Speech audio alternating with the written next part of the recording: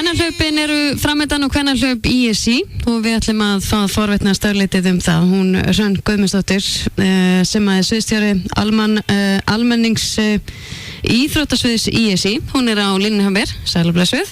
Sæl. Það var það langi titlar sko. Já, þetta er svolítið tungubrjóður. En já, framöndan eru kvennahlaupin og það eru svona mismunandi dagsetningar í gangi sumstaðar. Já, það passar. Fólk hefur aðeins fengið svona hlýra til eftir því sem hendar í bara bæjarfélagunum. Já, já. Stundum einhverjar svona bæjarhátíðir í gangi og þá hendar þetta vel og sumir vilja hafa þetta á 17. júní af því að það hendar vel þar og svo svona aðalhlaupin og flest hlaupin 18. júní. Já. En Selfoss ætlar að vera 10. Það hendaði svo vel að hafa þetta 10. á Selfossi og við bara stiðum það og erum ofsalega glöð hvað Selfoss öflugt í kvennahlaupin alltaf. Já, já. En hvað er þetta búið að vera lengi nú? Í hvað skipti eru við að fara að hlaupa núna kvennahlaupið? Þetta fyrir nálgast 30 ár bara. Já, vá. Við hlaupi í 28. skipti núna og það er bara mikið vatn runnið til sjávar síðan kvennahlaupið byrjaði, skal ég segja. Já, heldur betur. Þetta draga allar konur frá eldavélunum og barnauppeldi og þvotti. Þannig að nú hefur konur svo sem alveg hreyfa sig bara mjög mikið og eru bara mjög virkar og mjög duglegar og öflugar í hreyfingunni. Þannig að svona markmiðum hlaupsins náð en við einhver síður haldið þessum bolta svona lofti og þetta var svona breyst kannski aðeins í svona samstöðu, samveru og bara svona gleði dag og skemmtilega viðburð og það konurnar eru að fara saman með ömmum og frængum og systrum og fara svo eftir í sundlaugin og bakarið eða út í garð og grilla og gera svona bara skemmtilegan dag og gleði. Já, já. Það er bara mjög skemmtilegt. Þetta var fyrst sem sagt í Garðabænum árið 1990 og já, þá var þetta nú reyndar haldið á nokkrum stöðum í viðbótarlandinu en svo eins og segir breytingin orðin svolítið mikil frá þessum tíma.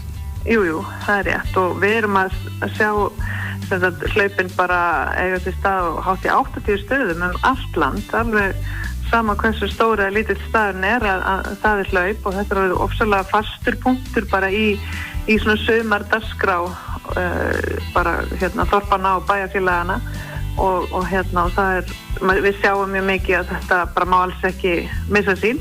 Allavega fáum við það er upplýsingar utan að landi sérstaklega að fólk er rosalega ánægt með þetta og vill halda þessu og finnst ómögulegt ef að hún framkvæmdaraðilinn getur ekki verið eitt árið og þá þarf að finna nýjan svo þetta dettur nú ekki úr dagskránni. Já, en er ekki hægt að leita inn á síðu hjá ykkur til þess að sjá hvað er svona best er að skrá sig og leita eftir upplýsingum á hverjum stað fyrir sig?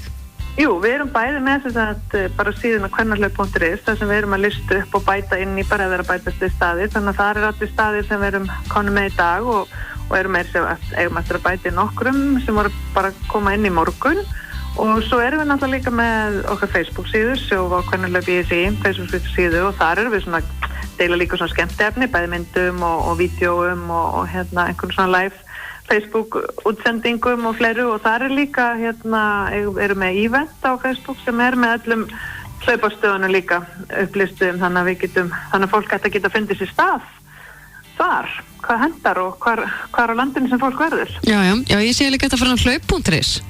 Já, það er reyndar bara fyrir Garðabæ þau ákvaða að maður getur skráð á hlaup.is, það er einskorðað við Garðabæ og það er að kaupa bóli þar sem að maður sækir í Garðabæ þannig að það er alveg einskorðað bara við Garðabæin þannig að það er svona tilraun bara að prófa þetta. Já, en þátttökugjald er það sama alls staðar á landinu eða ekki? Já, það er 2.000 krónur fyrir fullorðna og 1.000 krónur fyrir börn. Já. Og það fá allir ból og verðlaunapening og svo er náttúrulega gefið við kristall og nefjavörur og börnin fá sápukúlur og svo náttúrulega á mörgum stöðum út á landi er verið að grilla og hapadrætti og fritt í sund og eitthvað svona að vera alveg eins og Selfossi það er alltaf að grilla pilsur við Bíkó og það verður fritt í sund í sundlegin og Selfossi þannig að gaman þeirra sveitarfélögin taka þátt og koma svona með í þetta. Já, nákvæmlega. En það er Kvenfélag Selfoss sem kemur að hlaupinu hérna. Já.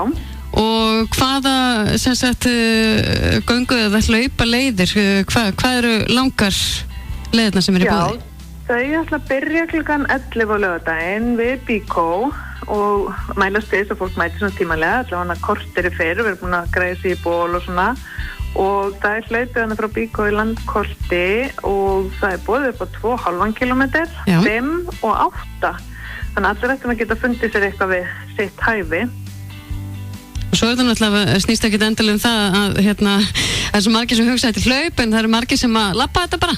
Já, það er nefnilega skemmtilega við kvennahlaupið að þetta er bara svona, þetta er ekki keppni og það er enginn sem vinnur og það er ekki verið að taka tíman og fólk er bara svona ganga og fara saman, allir að fara saman í gegnum þetta og hvort nú með litlu börni með eða eldri ömmuna eða frænguna eða eitthvað, geta þá gert þetta bara saman og ekki vera að keppast neitt og þeir sem hlaupa náttúrulega bara og geta tekið sinn tíma á sínum úrum en hinn er svona bara á sínum hraða og allir brosandi. Já.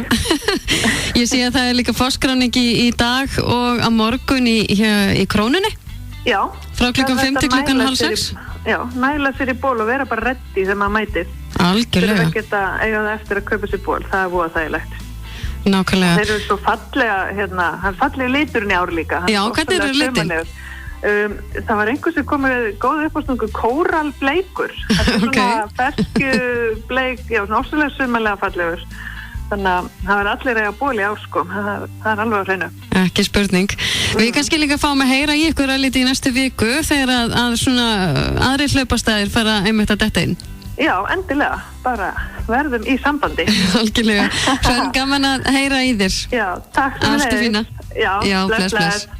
Já, hvet ykkur til þess að kíkja inn á kvennahlaup.is og næla ykkur í upplýsingar þar. Ég sá til dæmis að hér fyrir Selfoss var búið að setja inn upplýsingar líka inn á íbúar á Selfossi og þar var eiginlega svona komið mitt hver væri hist, hver væri þetta nálgast þessu upplýsingar, hver væri þetta að forskrá sig og ýmislegt annað. En að gera að nýta sér þessar síður, sjá hlauparleiðir og hlaupakortin og ýmislegt annað skemmtilegt sem að þessu fylgir.